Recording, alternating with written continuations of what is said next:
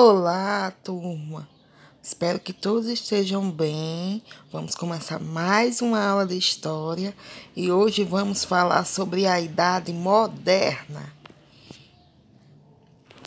Modernidade.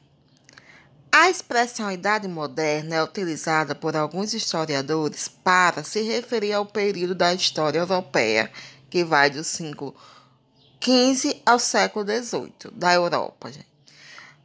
A gente utiliza muito hoje o sentido moderno para se referir a algo novo. Essa roupa é moderna, esse prédio é moderno, esse comportamento é moderno, essa ideia é moderna. Mas nem tudo que é considerado novidade é de fato algo novo.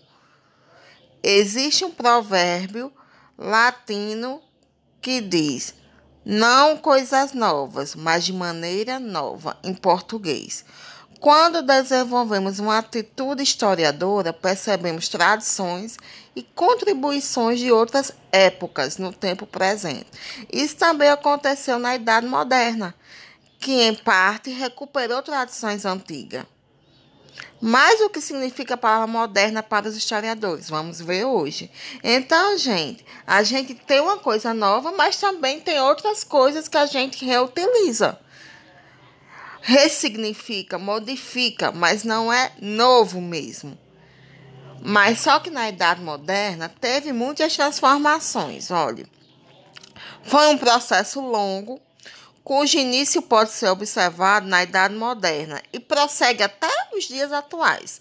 A Idade Moderna foi uma época de grandes transformações, entendidas como os marcos da modernidade. Vamos falar sobre elas. Na economia, a economia feudal passou a ser uma economia capitalista.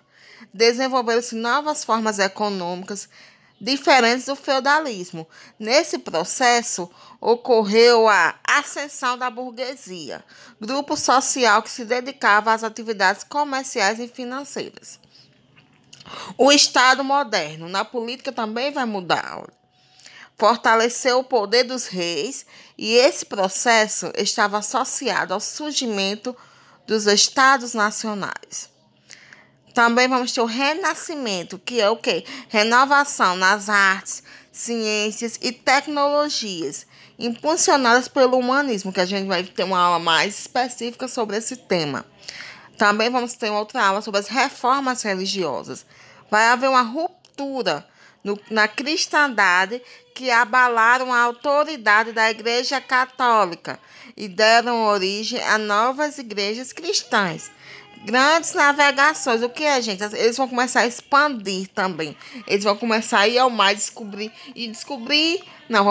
chegar a novas terras, como a América, vão conquistar a América, vão ampliar os limites do mundo, que era muito restrito, só conheciam uma parte, só mais a Europa. Eles vão começar a conhecer a América, vão chegar ao Brasil. Então, tem muitas mudanças na Idade Moderna. Olha, isso aqui é um instrumento que eles utilizavam no mar.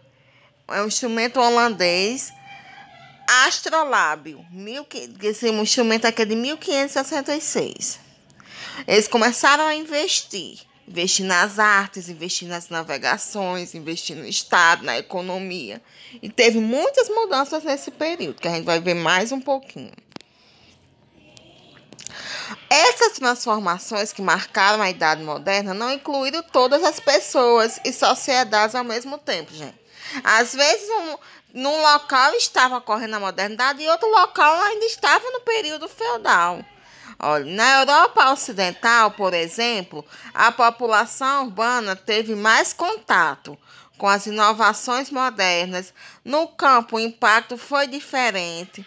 Ainda que muitos trabalhadores rurais tenham continuado seus modos de vida tradicionais, a transformação das terras em propriedades privadas alterou as relações de trabalho, trazendo ganhos para os proprietários e levando à expulsão de camponeses ou à perda das garantias que existiam na época medieval.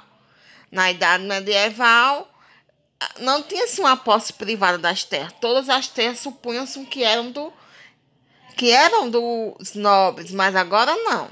tinha assim uma posse privada. Além disso, em Portugal, Espanha, França, Holanda e Inglaterra, a expansão marítima possibilitou o quê, gente? A conquista de territórios na África, Ásia e América, e a exploração das riquezas desses continentes.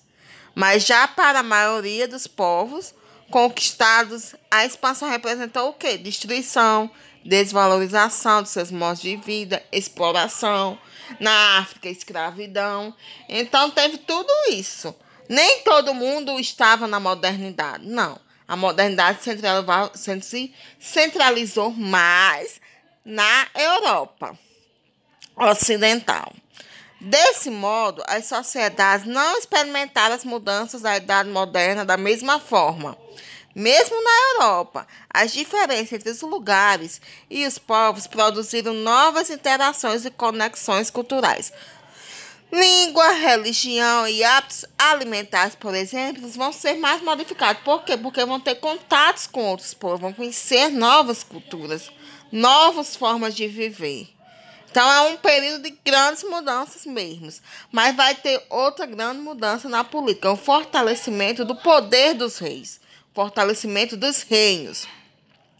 Durante o período medieval, havia na Europa várias autoridades, reis, senhores feudais, membros do alto clero e administradores das cidades autônomas.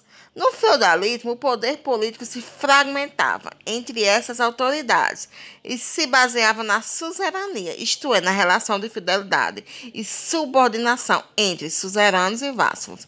Estamos vendo aqui, né, uma representação da suzerania, coroação de Henrique IV, né, na abadia.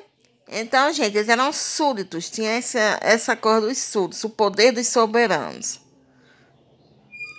Na Inglaterra do século XIV. Mas, só que nos inícios dos tempos modernos vai haver mudanças. Por quê? Porque alguns reis europeus vão ampliar seu poder e vão fundar monarquias que deram origem aos estados nacionais. Vão surgir os primeiros estados. Com essa centralização política, desenvolveu-se a noção de soberania, que consiste no poder que o governante detém de fazer valer suas decisões dentro do seu território. Nessas monarquias, os reis tornaram-se soberanos e os habitantes tornaram-se súditos. Em geral, os estados nacionais dispunham de quê, gente? Tinham seu rei, né? Tinha suas tropas permanentes, forças militares próprias, como os exércitos e a marinha, para defender seu estado. Também tinham servidores do governo, funcionários que trabalhavam nos vários setores da administração e diplomatas que defendiam os interesses do governo diante de estados estrangeiros. Também tinham leis e tributos, deveriam ser aplicados em todo o reino. No entanto, as leis não eram iguais para todos. Os súditos e os membros da nobreza e da igreja não pagavam tributos. Quem pagava os tributos eram mais os pobres, os trabalhadores. Nessa sociedade, os súditos estavam agrupados em estamentos sociais, como nobreza, clero e demais grupos do povo. As fronteiras foram definidas, gente. Aqui é França, aqui é Portugal, aqui é Espanha. Eles vão demarcar seu território, onde o governo do estado exercia sua soberania. A França tinha um rei, a Espanha tinha um rei, Portugal tinha um rei. Também vão ter seu idioma oficial, a língua adotada por um reino para facilitar a comunicação dentro do país e para construir uma identidade cultural. A França vai falar o francês, Portugal vai falar o português, Inglaterra o inglês, para eles se comunicarem melhor. Também vão unificar pesos, medidas e moedas, gente, que vai ser muito importante para a economia. Essas unificações de pesos, medidas e moedas serviram para facilitar o comércio nos limites dos estados nacionais. Olha, aqui nós temos uma gravura do século XV, produzida na França, que representa o rei Luís IX desembarcando em Cartago, no norte da África, por volta de 1260. Gente, esse processo todo, na Idade Moderna, de centralização e fortalecimento do poder dos reis, foi marcado por muitos conflitos e negociações. Enquanto alguns grupos sociais, os nobres e o clero, temiam que os reis interferissem muito em seus domínios, outros, como a burguesia, acreditavam que um governo centralizado poderia melhorar seus negócios e garantir privilégios. Tomamos medidas em benefício do comércio, por exemplo. A centralização política ocorreu em ritmo diferente na Europa. Em Portugal, por exemplo, o processo começou no século XII. Já na Espanha, Inglaterra, França, esse processo vai se intensificar a partir do século XV.